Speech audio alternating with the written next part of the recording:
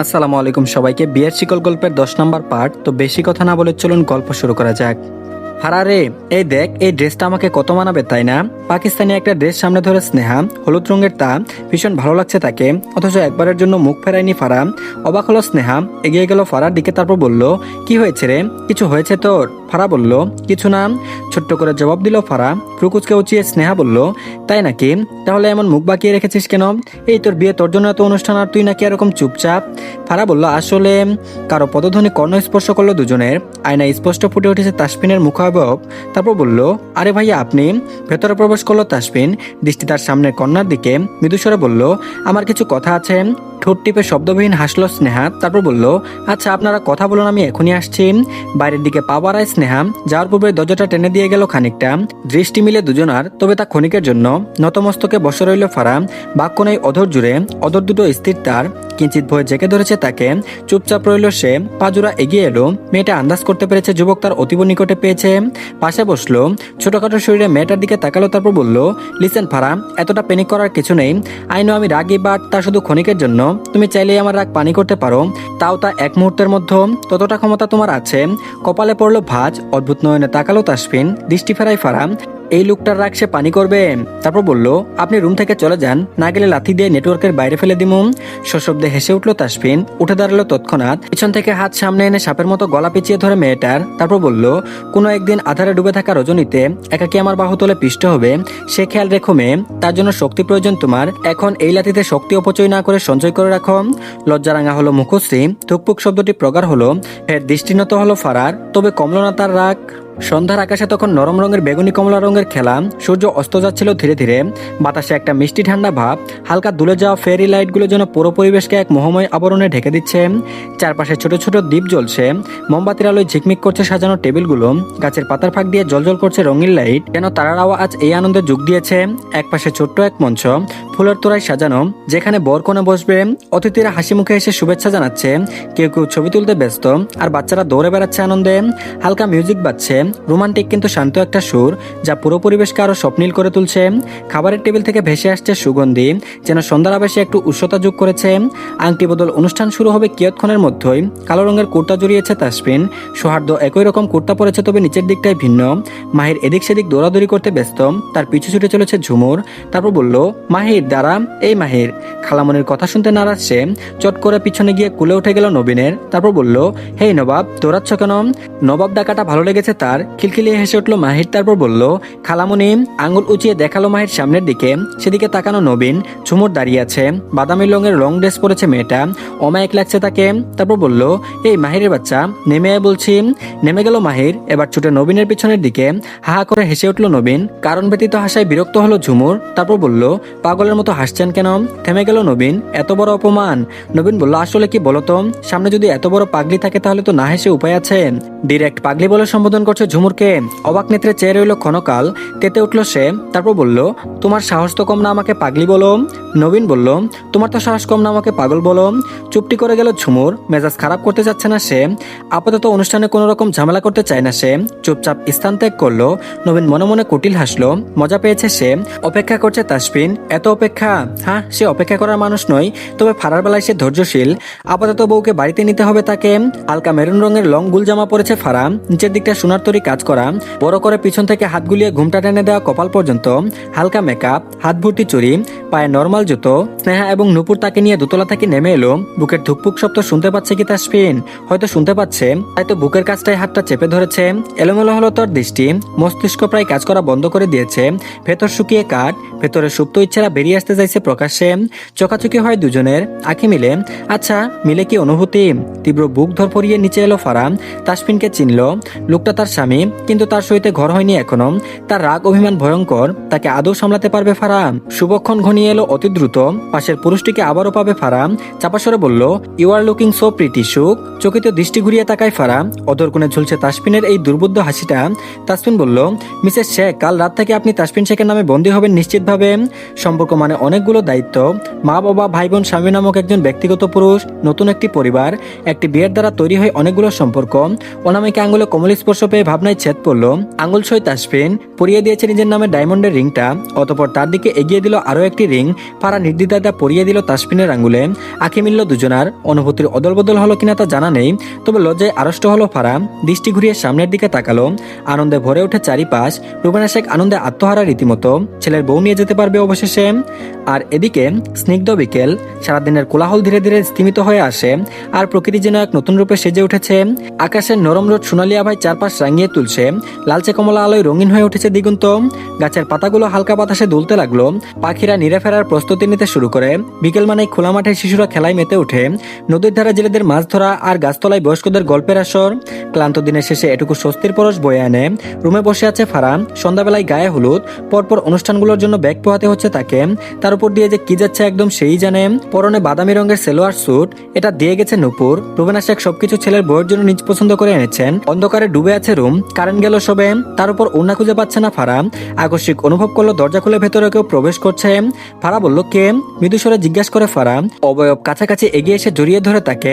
আটকে ওঠে ফারা, স্পর্শটা বড্ড অচেনা লাগলো তার নিকটে। কই তাসফিন তো এভাবে ছয় না, তার স্পর্শ যে খুব করে চেনে ফারা।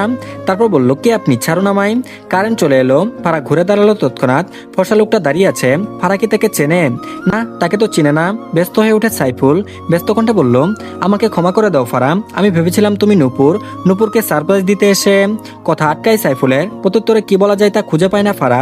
শুকনো ঢুক গিলল সে, স্পর্শটা মোটেও পছন্দ হয়নি তার। তবে সাইফুল যে বলছেন তিনি ভুল করেছেন। সাইফুল আবারও বলল আমাকে ক্ষমা করো ফারা, আমি দুঃখিত। নিচ থেকে ভেসে এলো নূপুরের কণ্ঠস্বর। সাইফুল অপেক্ষা করলো না, ছুটে গেল সেদিকে।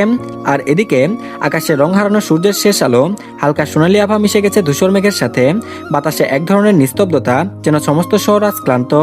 জানলার একপাশে গুটিসুটি হয়ে বসে আছে ফারা, মাথার চুল এলোমেলো, হয়তো বাতাসের ছোঁয়ায়, নয়তো দিনের ক্লান্তি জমে আছে সেখানে।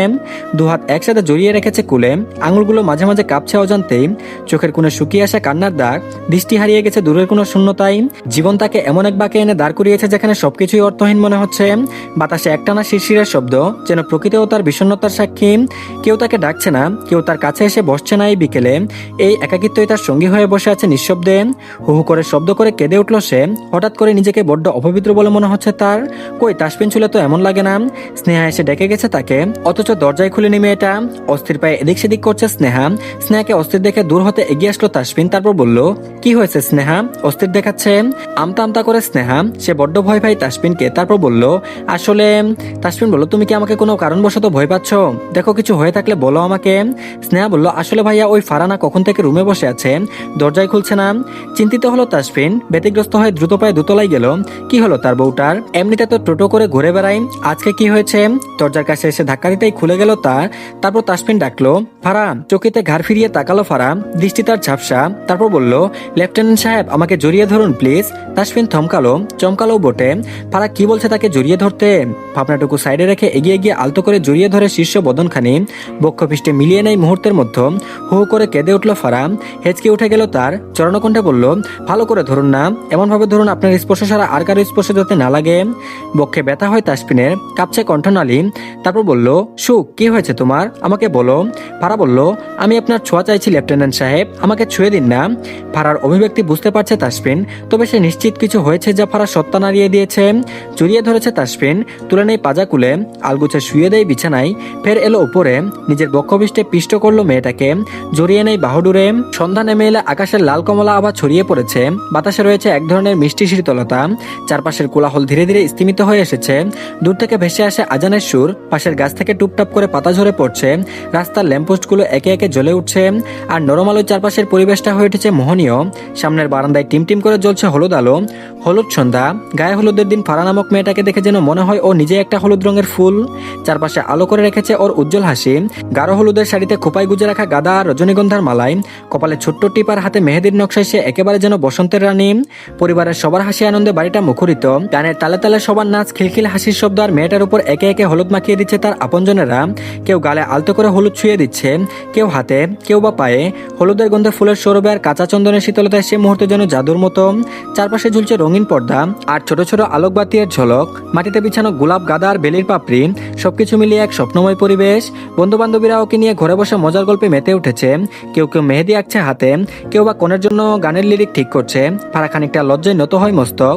হলুদ রঙা ফতুয়া পড়েছে তাসফিন, বন্ধুমহল এসেছে তার, আড্ডায় মত্ত হয়েছে সে। লেফটেন্যান্ট কমান্ডার রায়ান কাঁধে হাত রাখলো তারপর বলল, ব্রো ফাইনালি বিয়েটা করেই ফেলছিস? নিমাষ্ট কামড়ে হাসলো তাসফিন। আকস্মিক সুয়েজ ব্যস্ত কণ্ঠে বলল, ভাই ভাই একটা কথা মনে রাখিস, ভাবে কিন্তু আমাদের ছোট, হ্যাঁ, তা ভুলে গিয়ে নিজের পেশির শক্তি দেখাতে যাস না।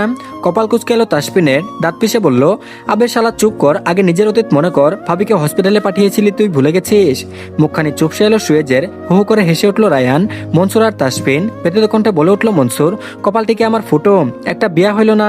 তাসফিন তোর একটা শালিকা আমাকে দিয়ে দে ভাই। সহসা হেসে ফেললো রায়ান, তারপর বলল, হ্যাঁ তাসফিন, আমাদের মনসুরের একটা ব্যবস্থা করে দে। তাসফিন বলল, শালিকা বলতে স্নেহা ব্যতীত কেউ নেই, আর ও তো ছোট মানুষ, তুই সামলাতে পারবি না। আবলেশিন জবাব তাসফিনের। মন ভেঙে গেল মনসুরের, তারপর বলল, শয়তান ছেলে, তুই জানিস আমি সামলাতে পারবো কিনা? তাসফিন বাঁকা হাসলো, এগিয়ে গিয়ে মনসুরের কানে কি যেন একটা বলল। থতমত খেয়ে গেল মনসুর, প্রকুচকে নেই বাকিরা। রায়ান প্রতিবাদ করলো, তারপর বলল, এই কি বললি তুই একে তাসফিন, আমাদের বল। সুয়েজ একই টুনে বলল, হ্যাঁ হ্যাঁ আমাদের বল। তাসফিন এমন কিছু বলল যা শুনে উপস্থিত সবাই থমকে গেল। লজ্জায় হা হয়ে গেল মনসুর। সুয়েজ বিস্ময় নিয়ে বলল, ভাই তুই যে এত নির্লজ্জ এটা কি ভাবি জানেন? ফিচেল হাসে তাসফিন। সুয়েজ ফের বলল, ভাই বিবাহিত হয়েও কখনো এটা করার কথা ভাবিনি, আর না বউকে বলেছি, আর তুই কিনা। রায়ান ফট করে বলল, তাসফিন হচ্ছে আসল খেলোয়াড় ব্রো। মনসুর হতাশ, কিছু বলার নেই তার, কষ্টে বুকটা ফাটে তার। বেশ ভাব নিয়ে চুলগুলো ব্রেক বাস করলো তাসফিন। পাশ কাটিয়ে চলে গেল স্টেজের দিকে। যেতে যেতে বলল, তাসফিন শেখ একটাই, এক পিস কিন্তু। হলুদ দেওয়া সম্পূর্ণ হলো সবে। ঝুমুর নিজ দায়িত্বে ফারাকে নিয়ে রুমের দিকে অগ্রসর হয়। চুপচাপ হাঁটছে ফারা।